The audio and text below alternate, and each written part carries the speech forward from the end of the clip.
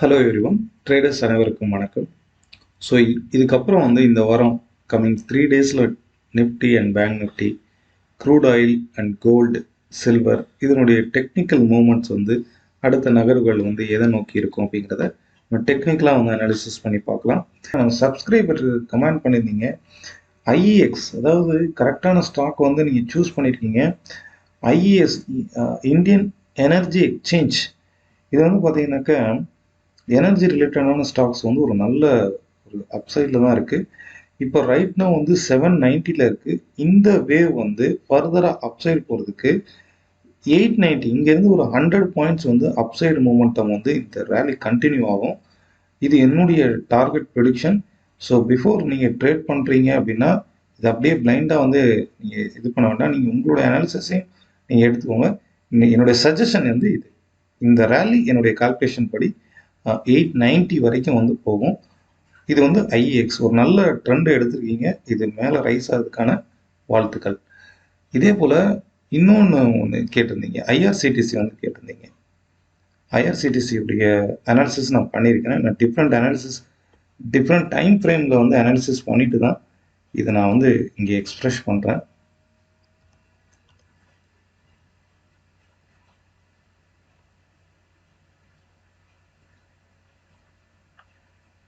So ஐஆர்சிடிசியுடைய target கிட்டத்தட்ட 5890.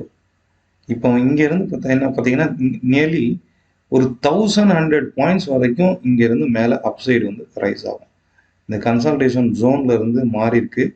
ஐஆர்சிடிசியினுடைய target 5900 வரைக்கும் I expect. Okay, so இந்த ரேலி கண்டினியூ ஆகும். ஆஸ் பர் ட்ரெடிஷ்னல் அனாலிசிஸ் படி சப்போஸ் ஒரு கரெக்ஷன் கொடுத்தா கூட இந்த மாதிரி ஸ்டாக்ஸை தாராளமாக அக்யூமுலேட் பண்ணலாம். ஏன்னா இது ஒரு அப்சைட் கொடுத்து ஒரு கன்சல்டேஷன் நடந்திருக்கு. இது கரெக்ஷன் சொல்லக்கூடாது. இந்த இடத்துல ஒரு கன்சல்டேஷன் நடந்து திரும்பவும் ஒரு ரேலி கொடுத்துருக்கு. இப்போ இந்த ரேலியில் நீங்கள் திரும்பவும் இந்த ட்ரெண்ட் லைன் சப்போர்ட், அதாவது 4200 இந்த ஜோனில் தாராளமாக பை பண்ணலாம். இதனுடைய லாங் டேர்ம் டார்கெட் 5900 வரைக்கும் I can expect. Okay, so இன்னைக்கு இந்த ரெண்டு ஸ்டாக்ஸ் கவர் பண்ணலாம். இதுக்கு அடுத்து இப்போ நிஃப்டி எடுத்துக்கிட்டிங்கன்னா ஒரு நல்ல ட்ரெண்ட் மார்க்கெட்டுக்கு அப்புறம் பிரேக் அவுட் பண்ணி இப்போ ஒரு கன்சல்டேஷன் போயிட்டு இருக்கு. ஸோ லாஸ்ட் டைம் இந்த இடத்துல நம்ம ஒரு பிரேக் அவுட் நடந்திருக்கு, ஒரு கரெக்ஷன் கொடுக்கும். ஸோ இந்த கரெக்ஷன் மெயின் திங், அதாவது நிஃப்டி கீழே ஃபால் ஆக போகுது அப்படின்னா இந்த ட்ரெண்ட் லைன் பிரேக் அவுட் ஆனால் மட்டுமே இது கரெக்ஷன். இப்போ என்ன ட்ரேட் ஆகிட்டு இருக்கு, இந்த இடத்துல ஒரு கன்சால்டேஷன் சொல்லுவோம் இதை. அதாவது மேஜர் இன்வெஸ்டர்ஸ் ஒரு அப் ட்ரெண்டுக்கு அப்புறம் டெக்னிக்கலாக இது ப்ரீத்திங் சொல்லுவாங்க. இதுக்கு ஒரு எக்ஸாம்பிள் அப்படின்னா மேஜர் இன்வெஸ்டர்ஸ் பார்த்தீங்கன்னா ப்ராஃபிட் புக் பண்ணுறது ஒரு ட்ரெண்டுக்கு அப்புறம் எப்போதுமே ரெண்டு விதமான கரெக்ஷன் வரும். ஒன்று இந்த மாதிரி ப்ரைஸ் வைஸ் கரெக்ஷன் சொல்லுவோம். இதை ஒரு நல்ல அப் ட்ரெண்டுக்கு அப்புறம் இந்த மாதிரி கொஞ்சம் இந்த இதில் ஒரு அப் ட்ரெண்டில் ஒரு 30% ப்ரைஸ் கரெக்ஷன் ஆகும், ஆர் 50% வரைக்கும் ப்ரைஸ் கரெக்ஷன் ஆகும். சில இடத்துல என்னென்ன ஆகும்னா ஒரு அப் ட்ரெண்டுக்கு அப்புறம் அதே ரேஞ்சுக்குள்ளே தான் இருக்கும். இப்போ இதெல்லாம் பார்த்தீங்கன்னா மார்க்கெட் ப்ரீத்திங் சொல்லுவோம். இதை கன்சால்டேஷன். ஸோ இது கரெக்ஷன் அண்ட் இது கன்சால்டேஷன் சொல்லுவோம். இந்த இடத்துல மேஜர் இன்வெஸ்டர்ஸ் ப்ராஃபிட் புக் பண்ணுவாங்க. இந்த மாதிரி ஸ்ட்ரக்சர் வரும்போது மேஜர் இன்வெஸ்டர்ஸ் ஏதோ ஒரு நியூஸ்க்காக வெயிட் பண்ணுவாங்க. ஓகே, ஸோ இது பார்த்தீங்கன்னாக்கா இப்போ மார்க்கெட் நடந்துகிட்டு இருக்குது, ஒரு கன்சல்டேஷனில் நடந்துகிட்டு இருக்கு. There is no reversal sign. இந்த இடத்துல ரிவர்சல் ஆச்சு அப்படின்னா இங்கே ஒரு பிரேக் அவுட் கொடுக்கணும். இதில் பார்த்தீங்கன்னாக்கா இந்த மாதிரி ஸ்ட்ரக்சர் இருக்கிற இடத்துல, இந்த மாதிரி கரெக்ஷன் இருக்கக்கூடிய இடத்துல ப்ரைஸ் ஆக்ஷனில் பார்த்தீங்கன்னா டிஃப்ரெண்ட் பேட்டர்ன்ஸ் ஃபார்ம் ஆகும். ஒரு ட்ரெண்டுக்கு அப்புறம் ஒரு ட்ரையாங்கிள் ஆர் பெனண்ட், இந்த மாதிரி different kind of rising wedge or falling wedge, இந்த மாதிரி different kind of patterns form ஆகும். இந்த பேட்டர்ன்ஸ் பிரேக் அவுட் பண்ணும்போது தென் பை பண்ணுவாங்க. இது ப்ரைஸ் ஆக்ஷன் டூல்ஸ். இது வந்து என்னுடைய ஸ்டடி வந்து என்னன்னாக்கா, ஒரு ட்ரெண்டுக்கு அப்புறம் இருக்கக்கூடிய இந்த கரெக்ஷன் ஆர் கன்சாலிடேஷன் இது ரெண்டுமே வந்து எய்தர் சைட்வேஸ் மார்க்கெட் அண்ட் இது வந்து சைட்வேஸ் மார்க்கெட் அண்ட் இது வந்து ரேஞ்ச் பவுண்ட் மார்க்கெட். இது ரெண்டுலேயுமே நம்ம எஸ் வேவ் வந்து யூஸ் பண்ணுவோம். எஸ் வேவ்ங்கிறது வந்து இந்த மாதிரி ஃபார்ம் ஆகும். அதாவது இது வந்து பிரேக் அவுட்க்கு அப்புறம் பை பண்ணுறது.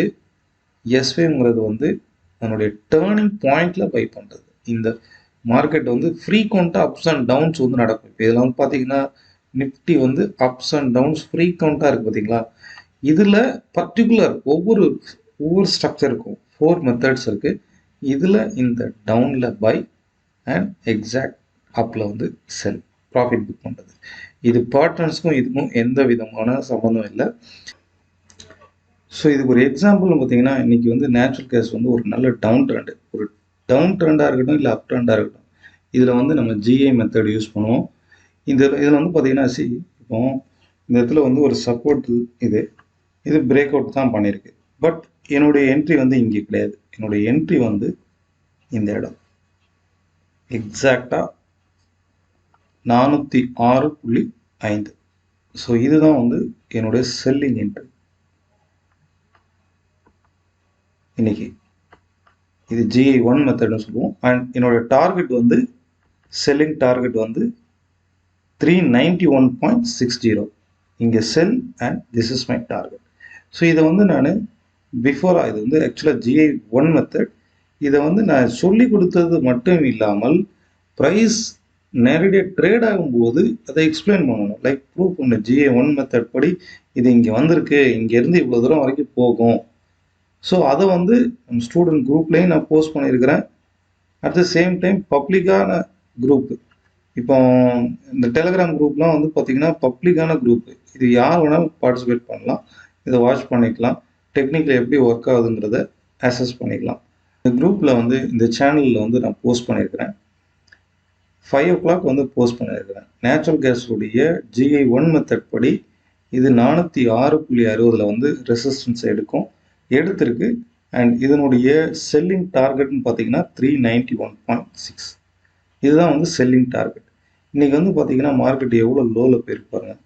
அதாவது அதனுடைய அக்யூரசி வந்து பார்த்தீங்கன்னா ரொம்ப அமேசிங்காக இருக்கும். இன்றைக்கி மார்க்கெட் வந்து என்னுடைய டார்கெட் செல்லிங் டார்கெட் வந்து 391.50. அதாவது 60 வந்து என்னுடைய டார்கெட். 391.60 தான் வந்து டார்கெட்டு. மார்க்கெட் எக்ஸாக்டாக எவ்வளோ லோ போயிருக்குன்னா 391.50 போயிருக்கு. இது நான் ஏன் சொல்கிறேன் அப்படின்னாக்கா, ஒரு டெக்னிக்கில் வந்து எந்த அளவுக்கு வந்து நம்ம டெக்னிக்கில் அக்யூரஸியை வந்து எக்ஸ்பெக்ட் பண்ணலாம். ஸோ இது ஒரு லைவ் ப்ரூஃப் தான். This is a public group. இது ப்ரைவேட் குரூப் கிடையாது, பப்ளிக்கான ஒரு குரூப். இதில் தான் போஸ்ட் பண்ணேன் நான். ஆஃப்டர் இது ரீச் ஆனதுக்கப்புறமும் இதில் மென்ஷன் பண்ணியிருக்கிறேன். என்னோடய லிங்க் வந்து நான் டிஸ்கிரிப்ஷனில் ஆட் பண்ணுறேன். அதே போல் நம்ம ஸ்டூடெண்ட் குரூப்லேயும் இதை நான் போஸ்ட் பண்ணியிருக்கேன். சரி, அவங்களும் போஸ்ட் பண்ணியிருக்காங்க, இதில் நானும் போஸ்ட் பண்ணியிருக்கிறேன். Different analysis, not only natural gas. இதில் வந்து பார்த்திங்கன்னா GI மெத்தடில் இன்றைக்கி மார்னிங் போஸ்ட் பண்ணியிருக்கிறது வந்து நேச்சுரல் கேஸும் போஸ்ட் பண்ணியிருக்கிறேன். அதே போல் இந்த வீக்லி அனாலிசிஸும் போஸ்ட் பண்ணேன். இதையும் நீங்கள் வாட்ச் பண்ணி பாருங்கள். இன்றைக்கி மார்னிங் லெவல்ஸ் கூட நான் போஸ்ட் பண்ணியிருக்கிறேன். ஸோ அதில் ஸ்டூடெண்ட் வந்து ஒரு ட்ரேட் பண்ணி அதில் ப்ராஃபிட் எடுத்திருக்காரு பாருங்கள். பேங்க் நிஃப்டியில் எடுத்திருக்காரு. இது அவருடைய அனாலிசிஸ் இருக்கலாம்.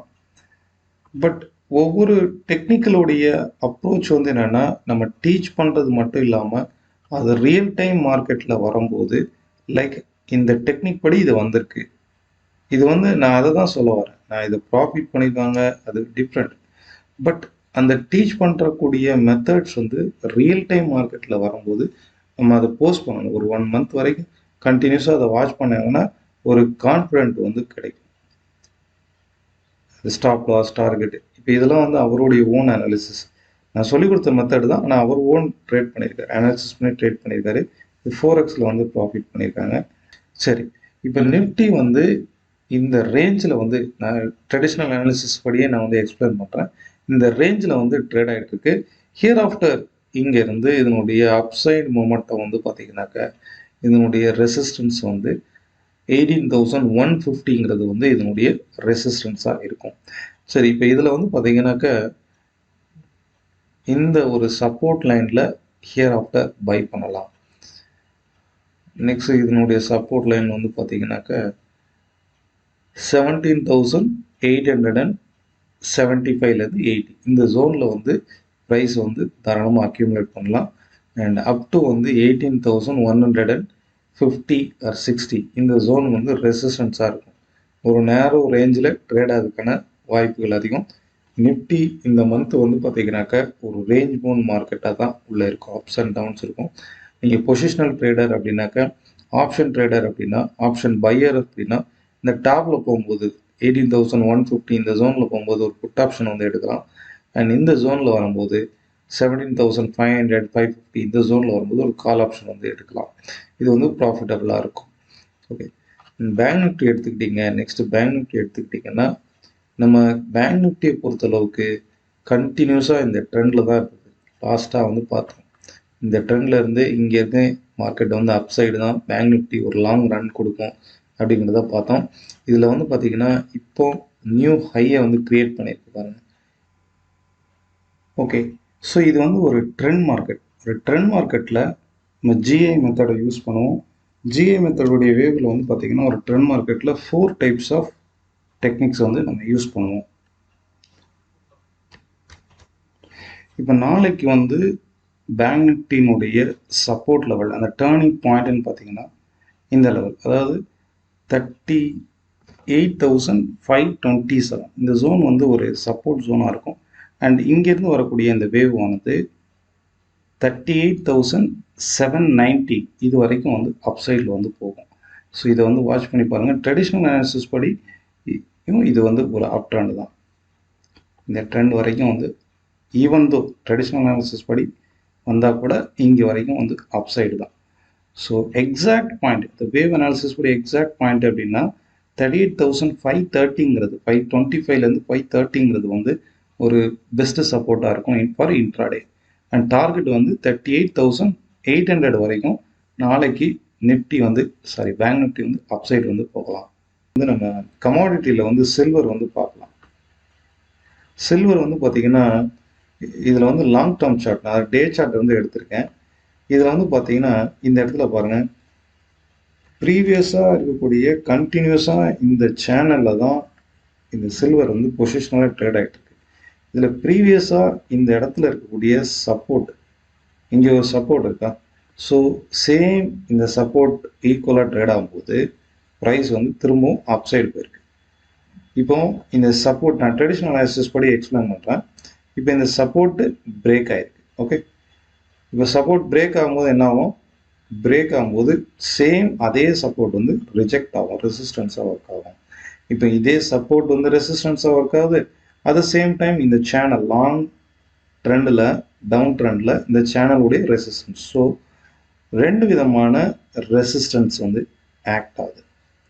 ஸோ ப்ரைஸ் வந்து கீழே ஃபால் ஆகிறதுக்கான சான்சஸ் வந்து அதிகம். இது என்னோட ஸ்டூடெண்ட் ஒருத்தர் கேட்டிருந்தாரு, தன்னோட அனாலிசிஸும் இதில் போஸ்ட் பண்ணுறேன். ஸோ ஹியர் ஆஃப்டர் ப்ரைஸ் வந்து இன்னும் ஃபர்தராக வந்து கீழே ஃபால் ஆகிறதுக்கான சான்சஸ், நியூ லோ கிரியேட் பண்ணதுக்கான சான்சஸ் வந்து அதிகம். அப் டு 62,790 இந்த ஜோன் வரைக்கும் வந்து ஒரு ஸ்ட்ராங்கான ரெசிஸ்டன்ஸ் தான் சில்வரை பொறுத்தளவுக்கு.